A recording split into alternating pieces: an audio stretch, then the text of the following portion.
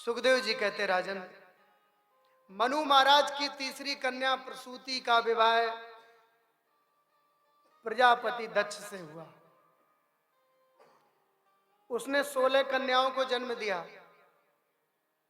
दक्ष ने 13 कन्याओं का विवाह धर्म से किया, एक का विवाह अग्निदेव से किया, एक का पितर से किया, एक कन्या का विवाह भगवान शंकर से किया। ये बताया। प्रजापतियों ने एक बार बहुत बड़ा महोत्सव मनाया,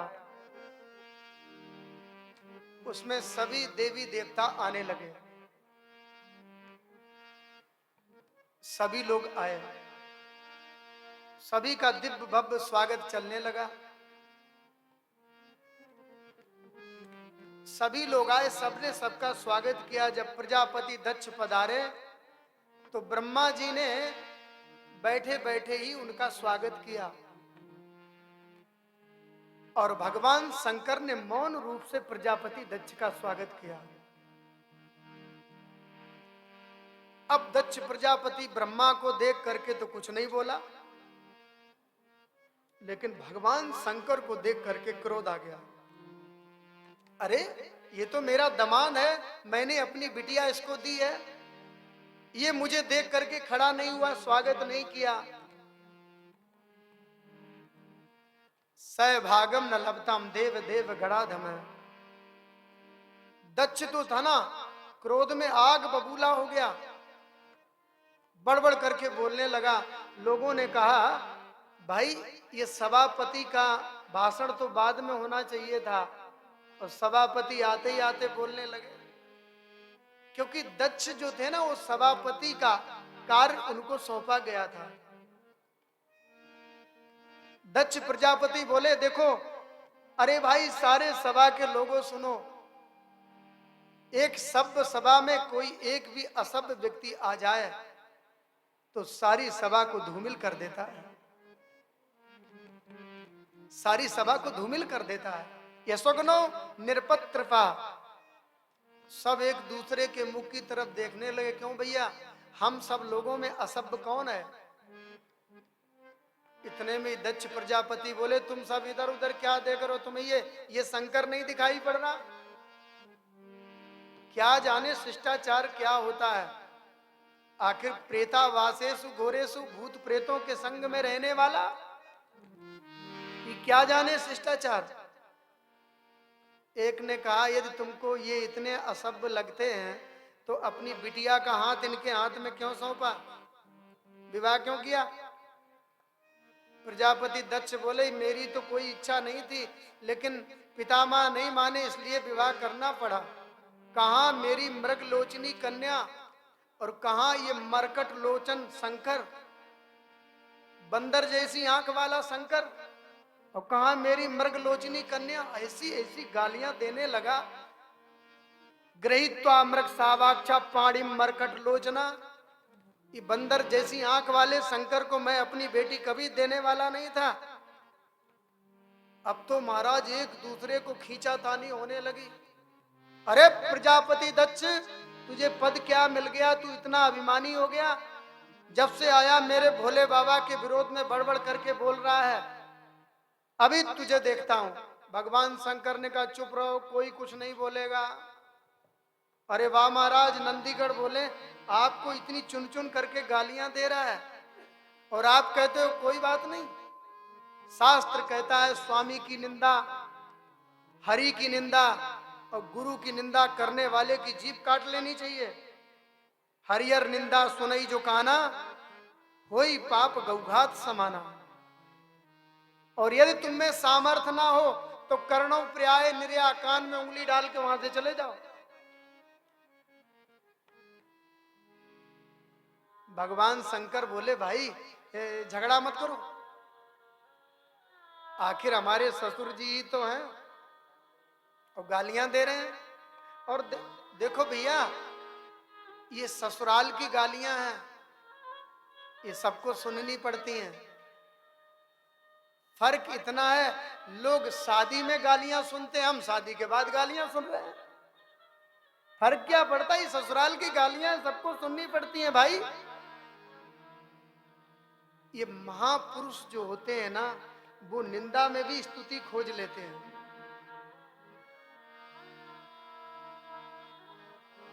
चलो, ये हमारे कारण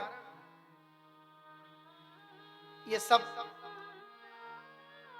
वैमनस्यता फैल रही है, हम चलते हैं यहां से। भगवान शंकर वहां से पलायन कर गए, चले गए। लेकिन दक्ष का क्रोध अब भी शांत नहीं हुआ। सुखदेव जी कहते, राजन, दक्ष का क्रोध बढ़ गया। कुछ लोग ऐसे होते, क्रोध करते हैं लेकिन उनका गुस्सा जाता नहीं है।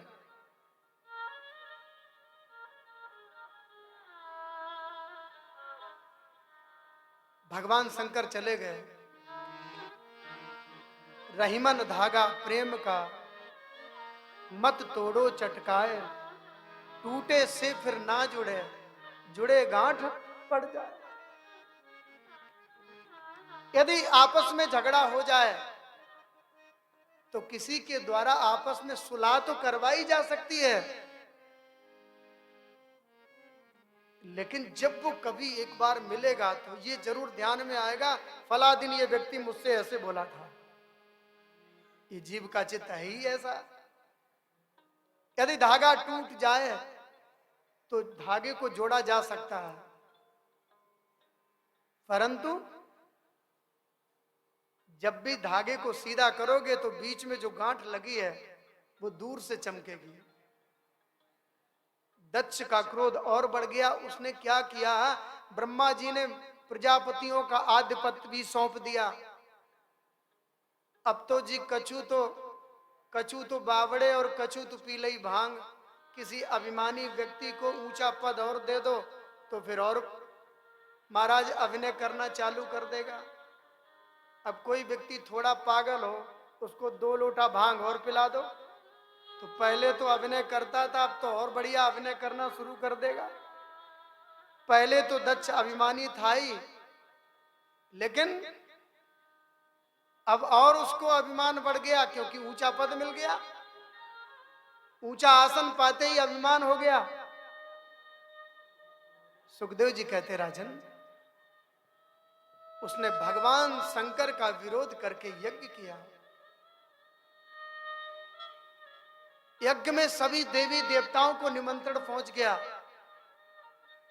और सभी देवी देवताओं के विमान गड़गड़ाते हुए कैलाश पर्वत के ऊपर से जा रहे हैं। ये सभी देवी देवताओं को मालूम है आजकल भगवान शंकर का ससुराल से झगड़ा चल रहा है। 2 प्रेमियों में झगड़ा हो जाए तो तीसरे जरूर बीच में गड़बड़ करते हैं। बोलो जय श्री कृष्ण। सबको मालूम है। मानो देवता कह रहे हैं तुम बैठे हो अपने घर में, हम तुम्हारी ससुराल जा रहे हैं। लेकिन भोलेनाथ हैं, आशुतोष हैं।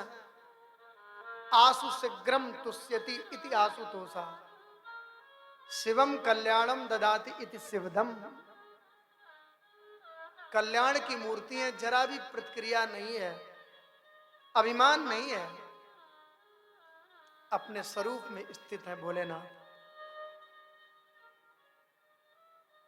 भगवान भोलेनाथ शांति से अपने कैलाश पर्वत पर बैठे हैं।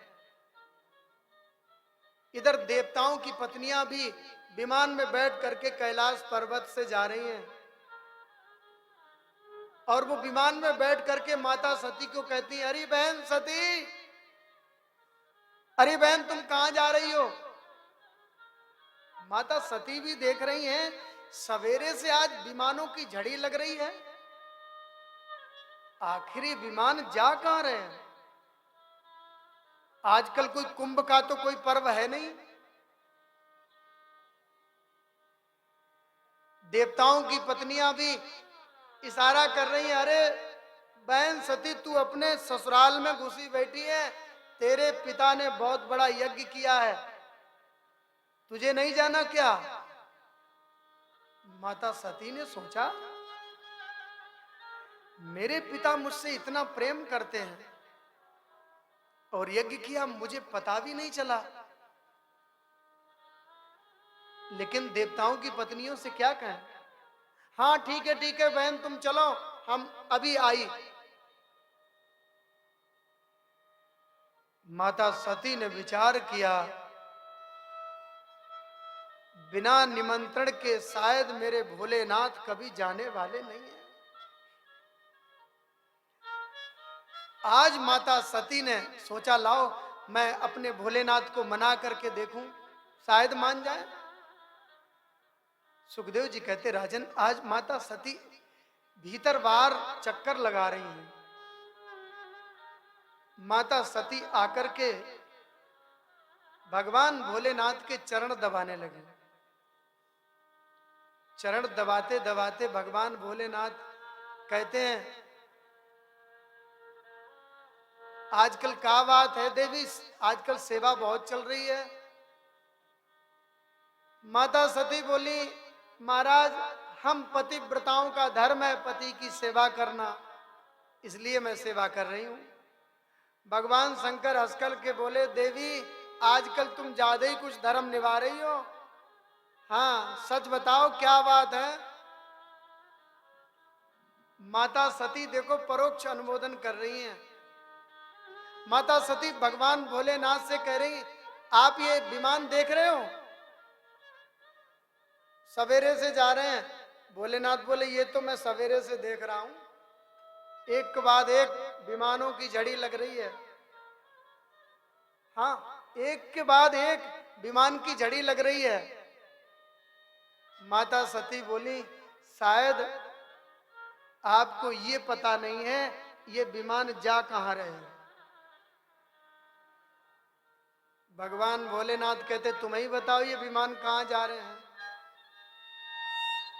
तो माता सती देखिए एक बार भी ये नहीं कहा मेरे पिता के घर में यज्ञ हो रहा है। अब माता सती ने बड़े विवेक से बात की, वरना मायके की बात आ जाए तो माताओं के हर शब्द में मेरा मेरा बहुत निकलता है। मेरे पिता के घर, मेरे भाई के घर, मेरे घर में, हाँ हर बात में मेरा। लेकिन यहां पर एक बार भी माता सती ने ये नहीं कहा कि मेरे पिता के घर। यहां माता सती परोक्ष अनुमोदन कर रही हैं। कहती हैं, प्रजापतेस्ते ससुरस्य सांप्रतम निर्यापितो यज्ञ महोत्सवा किला वयम च तत्रा विश्राम बामते यद्यर्थ तामी विबुधा व्रजन्ते। आपको पता है, आपको नहीं मालूम है ये विमान कहां जा रहे हैं। आजकल आपके ससुर ने बहुत बड़ा यज्ञ किया है, उस यज्ञ में ये सारे देवताओं के विमान जा रहे हैं। शायद आपको नहीं मालूम। ये नहीं कहा मेरे पिता के घर, ये कहा आपके ससुर के घर। यानी ऐसे बोलने में भोलेनाथ को अपनत्व जागृत हो, तो बिना निमंत्रण के भी राजी हो जाए। सुखदेव जी कहते, राजन माता सती कहती हैं, आपके ससुर के घर में यज्ञ हो रहा है। हे प्रभु मेरी भी इच्छा है, मैं भी आपके साथ पिता के यज्ञ में सम्मिलित हूं। हम 16 बहनें हैं, विवाह के बाद एक भी बहन एक दूसरे से मिल नहीं पाई आज तक। सब अपने अपने गृह कार्य में व्यस्त हो गई। आज ऐसे ही यज्ञ के शुभ अवसर पर सभी लोगों से एक दूसरे से मिलन होगा, कितना अच्छा लगेगा। भगवान भोलेनाथ कहते हैं, देवी मैं तुम्हारे भाव को समझता हूं।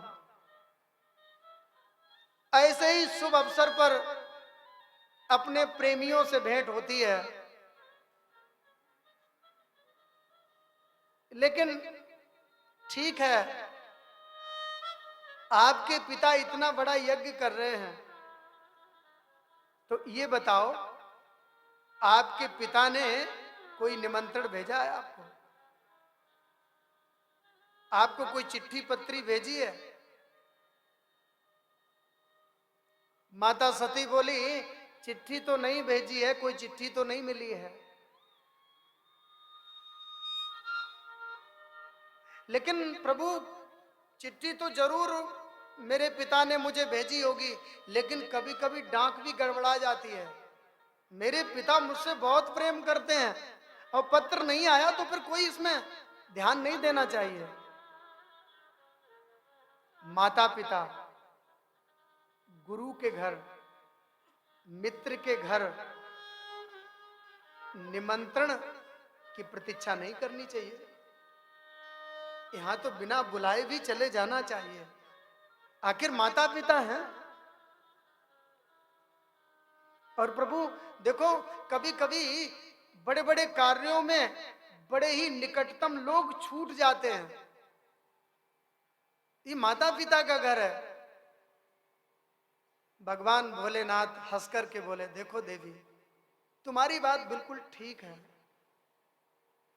माता पिता गुरु के घर, इन लोगों के यहां मित्र के घर बिना बुलाए जाना चाहिए, लेकिन बिना बुलाए तभी जाना चाहिए इनकी दृष्टि में भेद ना हो, अभिमान ना हो, कोई प्रतिक्रिया ना हो। हम जाएं तो हमें देख करके उनका खून खौल जाए और उनको देख करके मेरा चेहरा लटक जाए। ऐसे अव्यवस्थित चित्त वालों के यहां बुलाने पर भी कम जाना चाहिए। आवत ही हर्षे नहीं, नयनन नहीं सने, तुलसी तहां न जाइए, चाहे कंचन वर्षे में हो। ऐसे लोगों के यहां बुलाने पर भी देवी सती कम जाना चाहिए, लेकिन मैं तुम्हारे स्वभाव को भी अच्छी तरीके से मैं जानती हूं। आत्मीय जनों द्वारा अपमान तुम सह नहीं पाओगी। अच्छा, तो तुमने कैसे मान लिया कि हम वहां पर जाएंगी तो मेरे पिता मुझे देख करके रुष्ट हो जाएंगे? आज तक भगवान शंकर ने ससुराल में जो खटपट हुई थी माता सती को नहीं बताया था। अब तक माता सती से छुपा करके रखा था। आज माता सती को भोलेनाथ बता रहे हैं। एक बात कहूं देवी सती, हमने तो अब तक आपको बताया नहीं। देहाभिमानी देह को ही सब कुछ मानता है। मैंने तो तुम्हारे पिता का मौन रूप से बैठ करके स्वागत किया था, और मैं भरी सभा में थोड़ा सा खड़ा नहीं हो पाया, तुम्हारे पिता ने मुझे गिन गिन करके गालियां दी थी। जब जब तुम्हारे पिता की वाणी मुझे याद आती है तब तब हृदय विदीर्ण होता है। भोलेनाथ कहते, अब तक मैंने आपको आपके पिता के द्वारा अपमान जो हमारा हुआ मैंने आपको बताया नहीं। सज्जनों, आजकल ससुराल में थोड़ा अपमान हो जाए तो फिर देवी जी की खबर पहले ली जाती है। बोलो जय श्री कृष्ण। पता नहीं तुम्हारे घर में मेरा इतना अपमान हुआ, लेकिन धन्य है वो भोलेनाथ, आज तक माता सती को ये विदित नहीं होने दिया पीछे क्या घटना घटी थी। माता पार्वती बोली, माता सती बोली, क्या आपने ऐसे क्या समझ रखा कि हम जाएंगे तो मेरे पिता हमसे रुष्ट हो जाएंगे? और देखो वो तो कभी कभी आपस में थोड़ी खटपट हो जाती है, और देखो आज भी हम नहीं जाएंगे ऐसे यज्ञ में तो दुनिया वाले क्या कहेंगे? ओहो, दक्ष के ससुर दमांद का झगड़ा अब भी शांत नहीं हुआ, इसलिए उस झगड़े को भूल करके हमें जाना चाहिए। भगवान भोलेनाथ कहते हैं, हम तो जाने वाले नहीं हैं।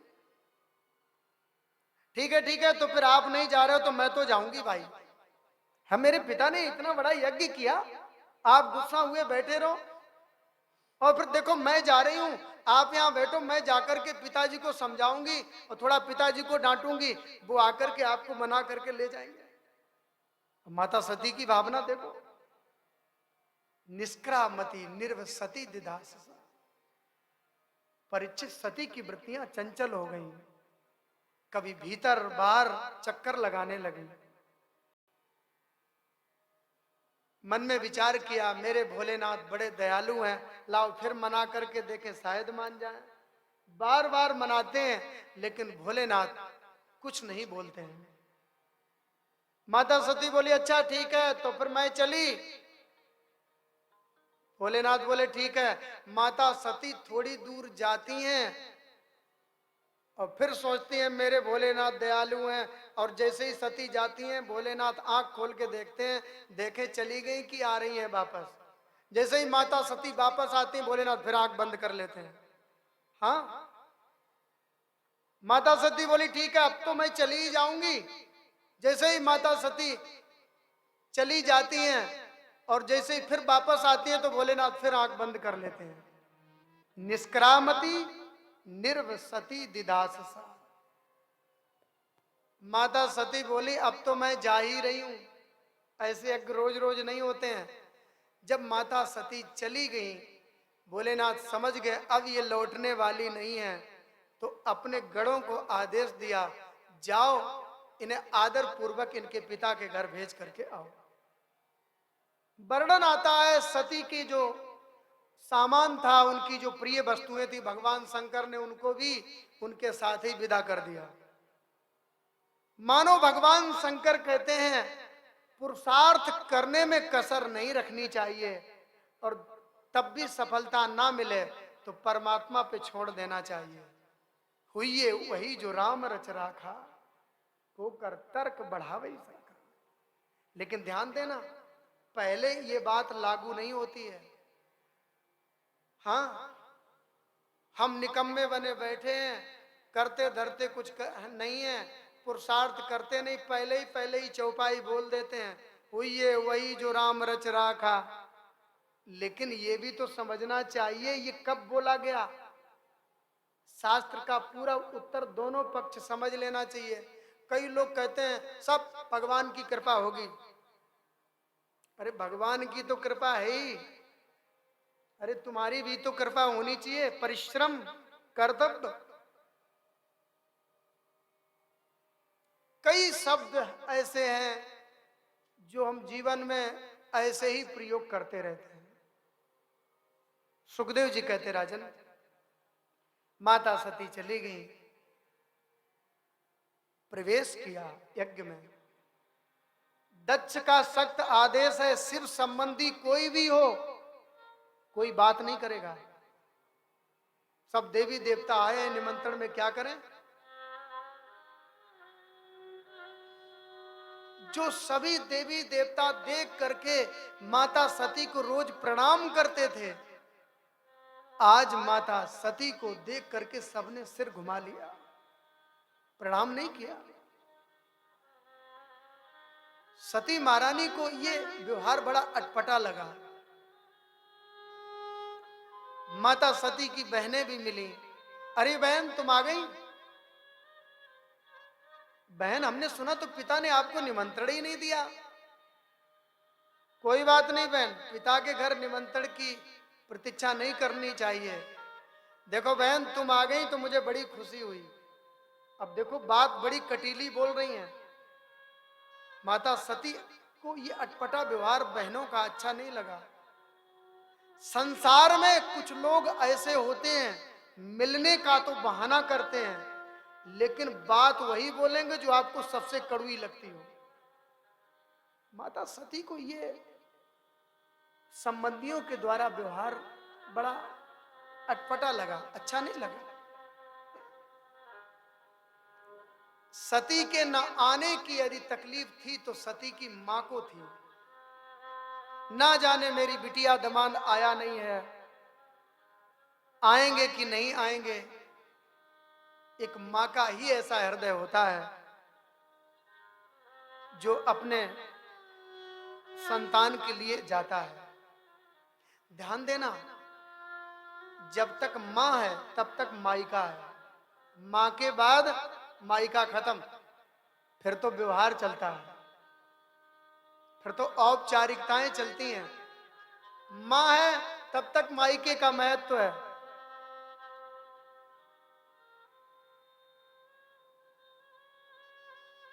प्रसूति महारानी देख रही हैं हमारी बिटिया अब तक नहीं आई, क्या बात है, चिंतित है। माता सती ने यज्ञ में घूम करके सब कुछ देखा। सभी देवी देवताओं का स्थान है, भाग है, लेकिन भगवान शंकर का स्थान एक भी जगह नहीं है।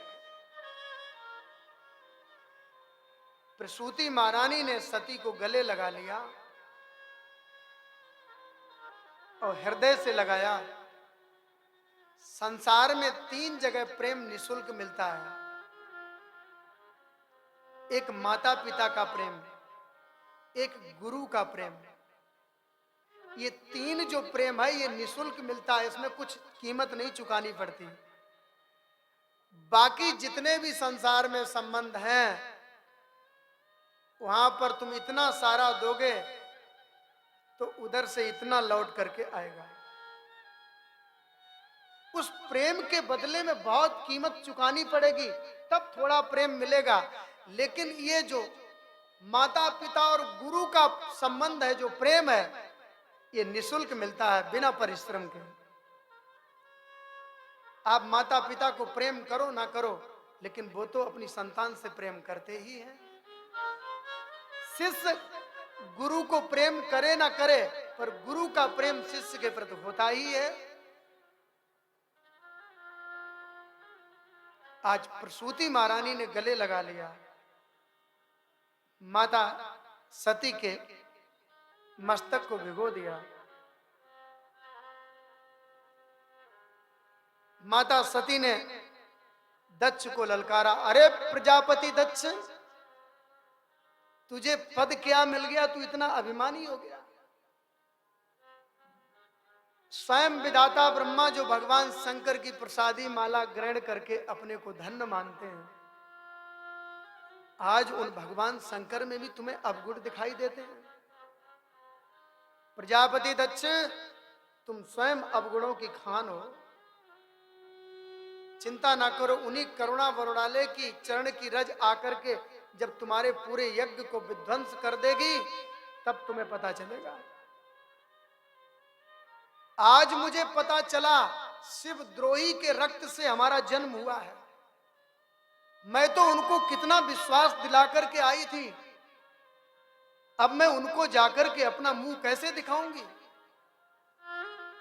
और यहां से यदि मैं जाकर के वापस पहुंची तो भोलेनाथ कहेंगे आओ दक्ष कुमारी, तो मैं उनको जवाब क्या दूंगी। आज मुझे पता चला शिव द्रोही के रक्त से मेरा जन्म हुआ है, अथवा ये शरीर भगवान भोलेनाथ की सेवा में रहने योग्य नहीं है, अथवा आज इस शरीर को ही मैं छोड़ देती हूं। माता सती सह नहीं पाई, अग्नि और वायु का आवाहन किया। थोड़ी देर में माता सती के शरीर से अग्नि धधकने लगी और शरीर जलकर के भस्म हो गया। वो ज्योति निकल करके हिमालय की ओर चली गई। सुखदेव जी कहते, राजन, इधर नारद जी द्वारा ये सूचना पहुंच गई भोलेनाथ के पास। ददर्श देहो हत कलमसा सती, सारी बात बताई। भोलेनाथ को क्रोध आ गया। अब तक दक्ष से मेरा संबंध था क्योंकि वो सती का पिता है, अब सती ही नहीं रही तो मेरा संबंध किस काम का। उसी समय शंकर को क्रोध आ गया। वीरभद्र को आदेश दिया,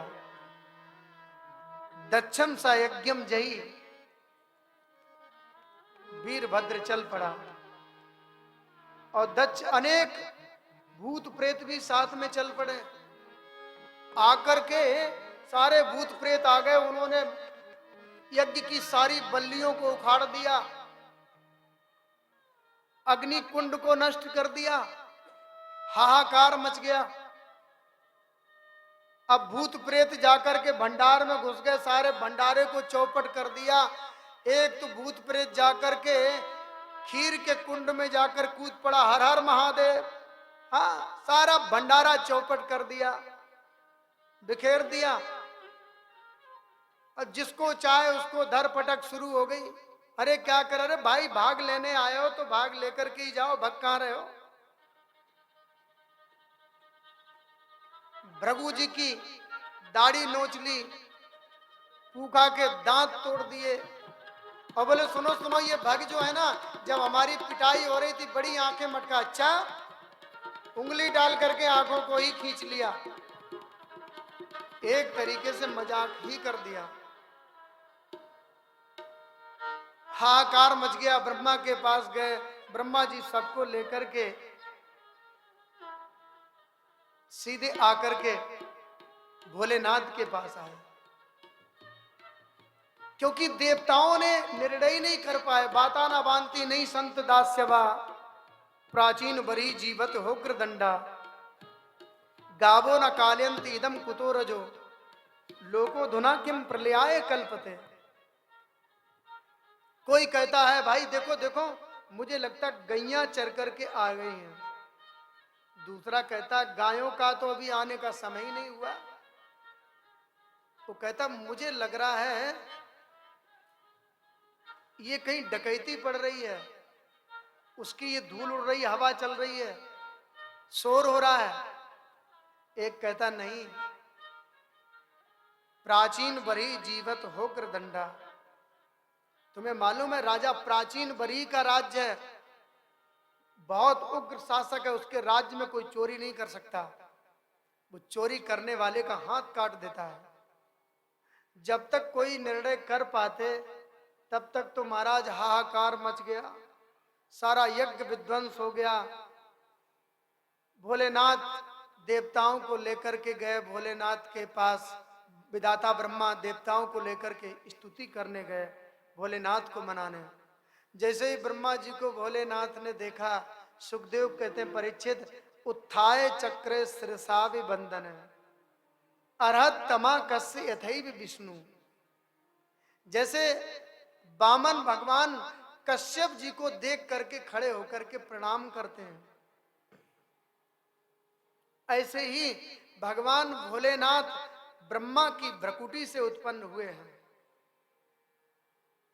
ब्रह्मा जी को देख करके भोलेनाथ खड़े होकर के ब्रह्मा जी को प्रणाम कर रहे हैं।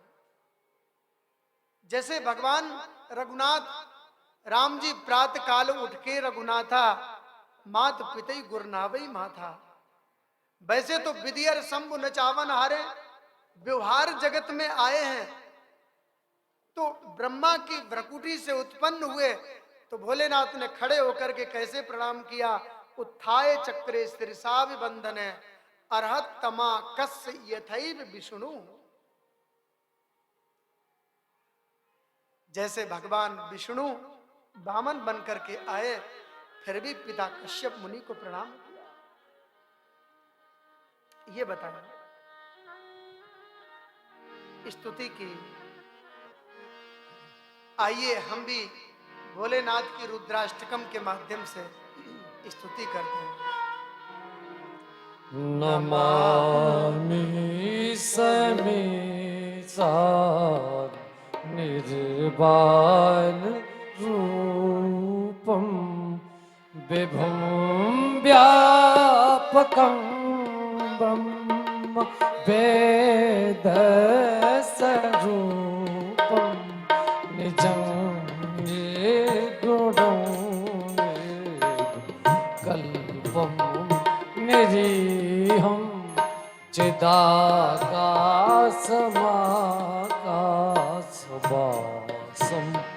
भजेऽहं निराकार ओंकार मूलं तुरीयं गिराज्ञान गोति तमीशं गिरीशं करालं महात काल कालम कृपालम गुणागार संसार पारम न तो हम तुषारात्रिशङ्कास घोरं गम्भीरं मनोभूत कोटि प्रभासी शरीरं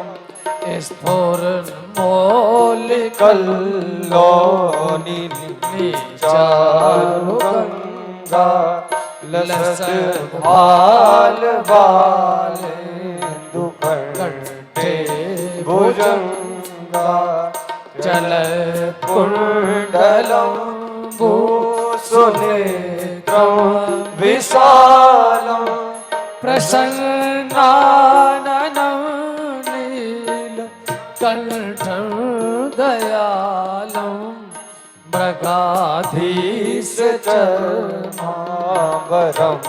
मुण्डमालं प्रियं शङ्करं सर्वनाथं भजामि प्रचण्डं प्रकष्टं प्रगल्भं परेशम् अखण्डं अजं भानु कोटि प्रकाशं त्रयशूलनिर्मूलनं शूलपाणि भजेऽहं भवानी पतिं भावगम्यं कलातीत कल्याण कल्पान्तिकारी सदा सजदानंद दाता पुरारी चिदानंद संयोग मोह पहारी प्रसीद प्रसीद प्रभो मन मतारी नयावतुमानात् पादारविन्दं भजन्ति भजन्ति अलोके परे वानराणम् नतावसुखं शान्ति संतापनाशं प्रसीद प्रभो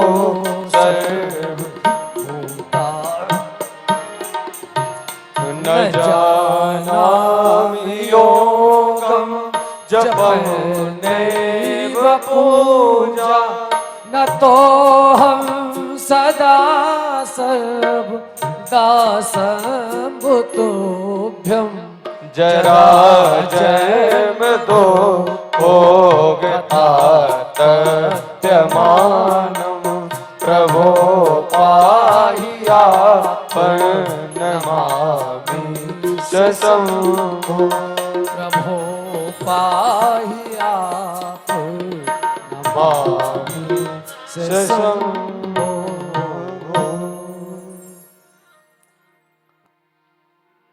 रुद्राष्टकमिदं प्रोक्तं विप्रेण हरितोषये ये पठन्ति नरा भक्त्या तेषां शम्भु प्रसीदति।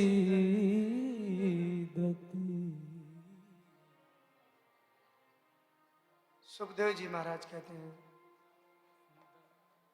सभी देवता ब्रह्मा जी के साथ आकर के दिव्य भोलेनाथ की स्तुति की। भोलेनाथ स्तुति के द्वारा प्रसन्न हो गए।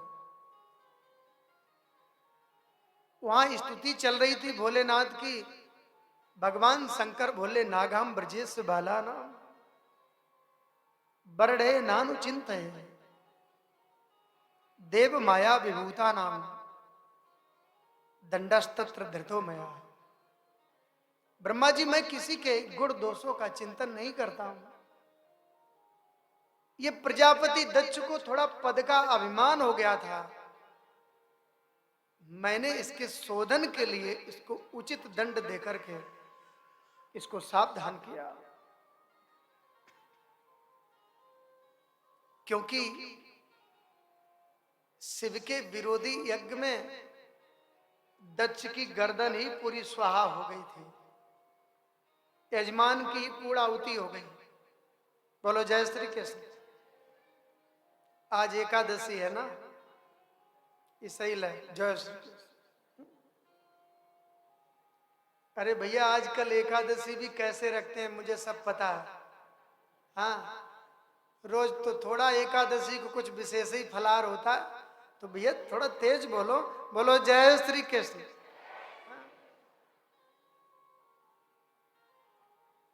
सुखदेव जी कहते राजन, सुंदर विधाता ब्रह्मा के साथ स्तुति की, उधर स्तुति चल रही थी। भृगु ऋषि ने जैसे ही अपने दाढ़ी पर, क्यों अभ्यास था दाढ़ी रखने का, जैसे ही दाढ़ी पे हाथ लगाया तो वहां पर कुछ भी नहीं था। बेचारे लज्जित हो गए शर्म की वजह से। देवता बोले देखो देखो भोलेनाथ, दाढ़ी रखना इनके स्वभाव में आ गया है, अब देखो ये अच्छे नहीं लगते हैं, आप थोड़ी कृपा करो। भोलेनाथ बोले देखो बाबा, पूरी दाढ़ी तो नहीं आएगी, थोड़ी थोड़ी आगे की आ जाएगी। भृगु ऋषि बोले बस बस बस, थोड़े से ही काम चला लेंगे, आगे आगे की दाढ़ी आ गई। हाँ, जैसे आजकल लोग रखते हैं ना, थोड़ी थोड़ी आगे आगे रख लेते हैं। बोलो जय श्री कृष्ण। हाँ, ऐसे ही बोले बस बस, ये थोड़े से ही काम चला लेंगे। बोले देखो देखो, ये पूछा के बिना दांत के ठीक नहीं लगते हैं। भोलेनाथ बोले मेरा आशीर्वाद है, तुम पृष्ठभुक बन जाओ, सत्तू गोर गोर करके खाओ, क्या करोगे दांतों को लेकर के। एक तरीके से मजाक ही कर दिया। और ये देखो, ये भग के नेत्र ही फूट गए आपके विरोधी उसमें, अब ये भी अच्छे नहीं लगते हैं। बोले मेरा आशीर्वाद है, तुम एक दृष्टि से देखो। हाँ,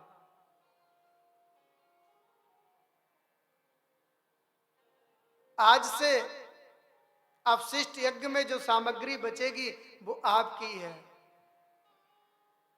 आप चल करके थोड़ा यज्ञ भी पूरा कर दो। भोलेनाथ प्रसन्न हो गए, जो ही राम सोई राम।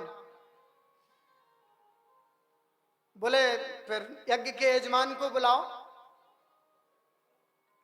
महाराज यज्ञ के यजमान तो आपके विरोधी यज्ञ में, यज्ञ के यजमान तो स्वाहा हो गए,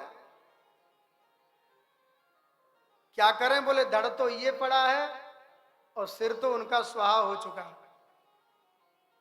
भोलेनाथ ने वो बकरे का सिर ही लेकर के दक्ष के सिर में लगा दिया।